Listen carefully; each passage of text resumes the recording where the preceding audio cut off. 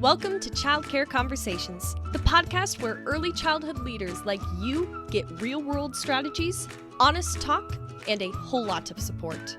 Whether you're running one center or many, we're here to help you lead with confidence and clarity.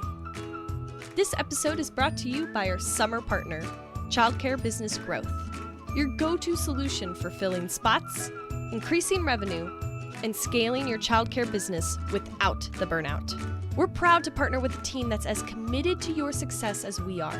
Learn more at childcarebusinessgrowth.com. Now, let's get into today's conversation, one we think you're really going to love. Have a calendar and you have people who are expecting you to be there.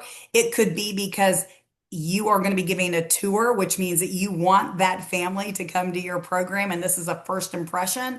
It could be an interview that you are now you're trying to hire staff, but sometimes it can be your plumber. It can be somebody who's just coming to provide a service. Whatever it is, double check your calendar a couple of times a week. Make sure you're checking your emails and show up on time. Yeah, Kate and I had a little bit of a challenging morning today. We were going to tour an event space. It was supposed to be a final walkthrough before a special event. We arrived. The owner was there. He wasn't scheduled to be there. The supposed to be walking us through was not there. When we got there a couple minutes before. We talked a little bit with the owner. It was like, well, she normally would be here by now, and she wasn't. And so he texted right, at the time that we were supposed to have the walkthrough. Didn't get a response. 15 minutes later, when we were like still just chit-chatting, was like, hang on, let me go into the office and call the person who was supposed to be doing the walkthrough. She picked up the phone and was like, I don't have a tour. And he was like, yeah, you do. They drove in for this. They drove hours and hours. You need to be here. And it just did not go well. I love the event space, but I don't know if I can ever recommend the space again because that is the event facilitator. Okay, so let's talk about this from a childcare standpoint. Okay, so here it is. The space itself is a beautiful space. We really like the owner, but we were a little put off by the person who we interacted with. So if you're an owner or a director listening, we want you to think that through, right? So if you're the director and you are the very first impression a family or a potential employee gets, and you're a little late, that reflects on everybody. So let me just frame it from where I'm standing, and Carrie will probably jump in too. To me, it's all about respecting the time of the people who came to you. If you have to drive in for something, use that drive as a time to calm yourself, to center yourself, to think about what can you do? How do you approach it with the customer because you ought to be hugely embarrassed that it didn't make your calendar or that you forgot or you overslept or just shy of an emergency, you weren't able to be there. Now, we all know things happen and I get that, but even in that case, if there's an emergency, somebody should have access to your calendar so that if they show up and you're not there, they can go, oh, I see that you're on the calendar. I really probably should have called you. In my case, somebody said, Kate called and was in the emergency room and I should have known to call you because in her calendar has your name and your phone number. Right. So, yeah, I think that's definitely a good, how to respond if you're the one who missed the appointment. But I think what would be more helpful to the director, the owner who is listening to us is how do I prevent this from happening? And we can talk about it from both sides. When you're the person providing the service or when you're the one requesting the service, right? So if it's with the plumber, calling them and going, just want to make sure, or texting, whatever, using their app, whatever is the appropriate way. Reach out to them the day before your appointment and go, just want to verify that we're still on for tomorrow at 2 p.m. Because you don't want a plumber showing up at 12:05 when kids are down for nap. That's not going to go over well. Well, but what's interesting, Carrie, is I mean, we often use doctors and dentist office, even, other professionals that will send you a million reminders, right? And even as a podcast host, we have a system that everybody who's coming onto the podcast gets two different reminders. They get a reminder 24 hours before, and they get a reminder an hour before. And we still have guests who don't make it onto that time slot for the interview. And we know that childcare directors are busy. We totally get that. But and that's that respect both ways, right? It'd be great if they called us and said, or even shot us a text. I know I'm supposed to be on in 10 minutes, but I'm in the classroom, right? We totally would get that. And the same thing if you're on the other side, right? So the director who is doing the tour, and you could text a parent and say, hey, I've had a teacher have to go home sick. So can we push the tour back 25 minutes? If not, we're going to do kind of a self-guided tour. Well, you'll come in and check in with me in the room I'm covering, and I'll give you a little spiel, and then you go into the next classroom. So you can do a tour when you're covering a classroom. It's just a really weird kind of tour, or at least I could. I presume most people can. It's not that hard. It's just kind of awkward. Or maybe it's the one time you take a tour during nap time, right? Because you know that at least in a lot of states, the ratios are slightly adjusted while the kids are napping. And so you could do that. Or maybe during lunchtime, which are two times I would never go out of my way to have a tour because the kids are asleep or the kids are eating, and who the heck knows what happens when kids are eating. It makes for some interesting dynamic. What, do you not So like the sour cream covered nose? Do you not think that that's a good look on a tour? I think it definitely gives the reflection of how the kids are. But I know that sometimes I have teachers who get really stressed out because there's people coming through and they would want the kids to be perfect. And so if the kids did not look perfect and had the sour cream all over their face, I would have teachers who would be way more stressed out about it than probably the parents walking through the tour, who would probably just think it was awesome. But not all of our teachers are going to feel that way. So Carrie, what are some tools that you have used in the olden days before everybody had automated calendars Ooh, that olden might be helpful? before olden before text message, olden before automation. Um, I called people on the phone. Uh, I would use my fingers and push buttons, and then I would pick up something and put it next to my ear. So I am a paper calendar girl. It drives the rest of my family absolutely bananas because they're like, get into the 21st century, girl. Use your Google Calendar. And I do. I take what I wrote in my paper calendar and I put it on my Google Calendar about once a week. But you know what? As a kinesthetic learner, that is great for you. I'm glad that you're aware of your learning style and you are embracing it.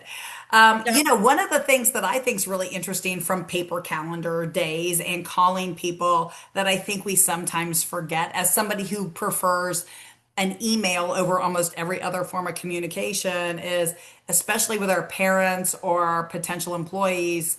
How did they contact us, and are we still contacting, are we forcing them to try to use our system? So if they're an Instagram family and they sent you a message through Instagram to try to come check out your program and you've told them to email, where did you send them the reminder? Yeah. And I don't know how the automations work with Messenger and stuff like that, but I know that they exist, and that people in our company can use them. It doesn't have to be you. You don't have to be the one who knows how to set up that automation. There can be someone else on your team who can set up that automation for you. And so you can, on Thursday afternoon, meet up with the person who can set up all the automations and be like, okay, these are the tours I have between now and next Thursday. Would you please set up automatic reminders that go out 2 days in advance, 1 day in advance, and 1 hour in advance for these tours? And can you put an alert in my calendar 24 hours before the plumber's supposed to come so that I can reach out to them in whatever way we reach out to that plumber to make sure that they've got it in their calendar that they cannot come between 11 o'clock and 2:30. Like they can come anytime during the day except those 3 hours. Well, you know what, Carrie, I really appreciate you talking about that because that's a great segue to this quarter's sponsor. So, this quarter, our sponsor is Childcare Business Growth, and the tools that they use in their platform through ecemastery.com and just the marketing services that they provide for childcare centers has all of that. It has that calendar feature that people can go in and schedule their own calendar, their own tours. It has all of the reminders. It could have that reminders go through SMS. The reminders can go through email. Now, if I remember right, they've also got some that'll go in through some other platforms like WhatsApp or whatever. Talk to them. We are not the experts. We just want to thank Childcare Business Growth and their wonderful staff for being this quarter's sponsor. So on that, Carrie, we'll flip it back to you. Well, okay. I think we haven't explained to folks why we know so much about what Childcare Business Growth does. They actually helped us build our new website.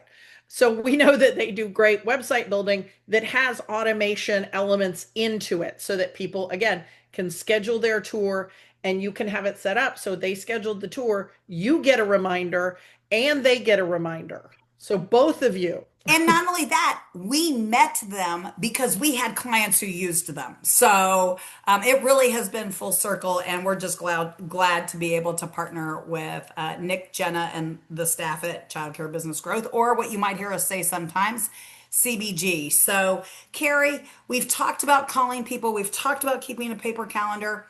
What if you have a joint email box and like there's just one info or support, or maybe everybody checks the director email? How could we possibly help things from getting lost there? Folder systems would be So, my first suggestion there. Or having, not all email systems have it, but a lot of email systems have a sort of a tasks. You can assign tasks after you read emails. You can also flag it. Um, so I know in the Microsoft suite and in the Google suite, you could have different color stars. So when you read it, if it's a yellow star, it's for Yolanda. If it's a blue star, it's for Bruce. If it's a red star, it's for Rhoda. So that people can open up the inbox and go, oh, here are the emails that are relevant to me. absolutely. So, one of the things that I think is really cool, if you haven't played with it, and again, you're going to probably have to train it a little bit, but if you are on the Google Suite or the Microsoft Suite, so therefore using Copilot or Gemini, the AI that's attached to that suite's brain, for lack of a better term, you can actually go in. We use Google, and I can actually go into Gemini and go, hey, can you check my inbox and tell me what I need to do? And so, as long as it's still in my inbox and I haven't filed it, um, Gemini will automatically tell me what I need to do.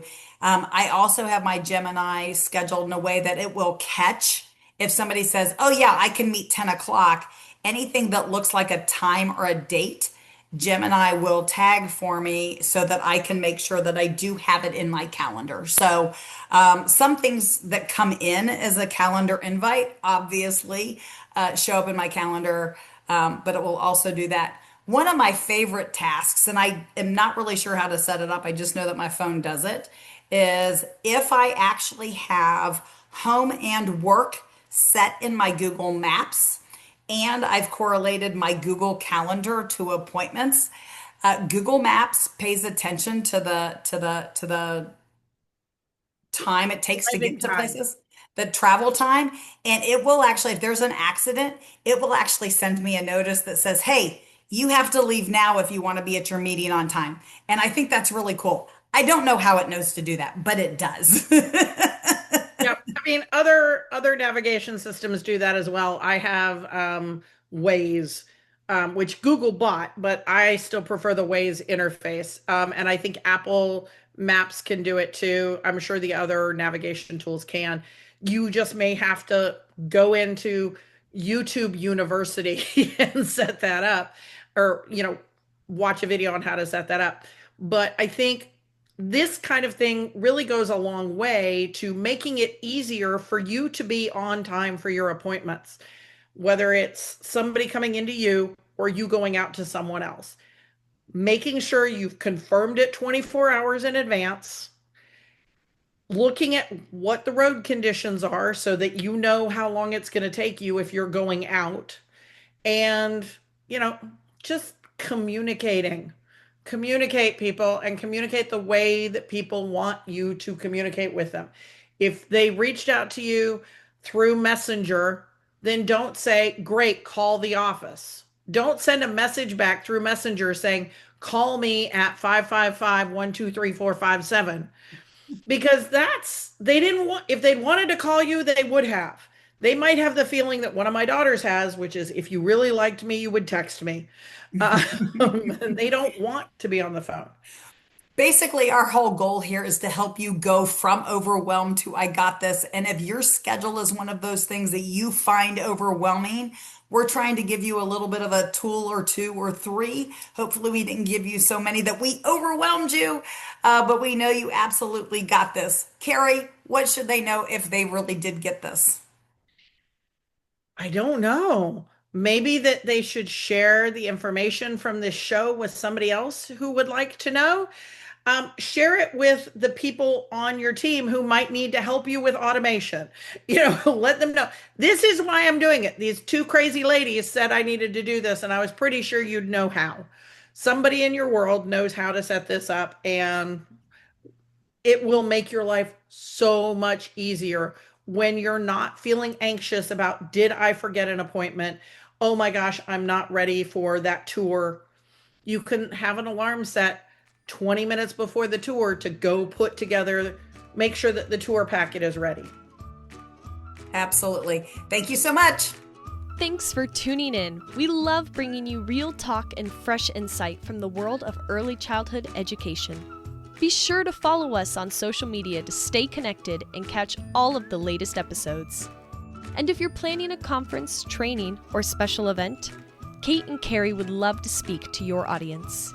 You can learn more about their keynote sessions and workshops at kateandcarrie.com.